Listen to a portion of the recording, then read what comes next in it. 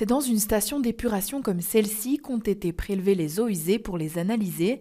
Parmi les 17 étudiés en Belgique, 2 dans la capitale ont subi des prélèvements, celles de Bruxelles-Nord et de Bruxelles-Midi. On voit vraiment que les drogues sont utilisées partout dans le pays, donc c'est pas justement à Bruxelles, mais aussi on sait mieux comprendre certains phénomènes et surtout pour Bruxelles, il était le phénomène du crack, ce qui est toujours pensé que c'est concentré à Bruxelles, mais là on voit que c'est pas du tout le cas. Donc pourquoi c'est si visible à Bruxelles, ça on doit encore rechercher.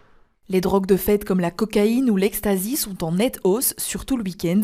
Des résultats qui n'étonnent pas Timur Ducarne d'Infodrogue et Addiction. On n'a pas encore analysé nos données pour l'année 2025, mais déjà en 2024, la cocaïne est devenue le premier produit pour lequel on nous a contactés, dépassant pour la première fois, en tout cas pour la première fois dans un passé proche, le cannabis. On en trouve à la fois à Bruxelles, mais aussi dans les autres régions du pays et dans différents milieux.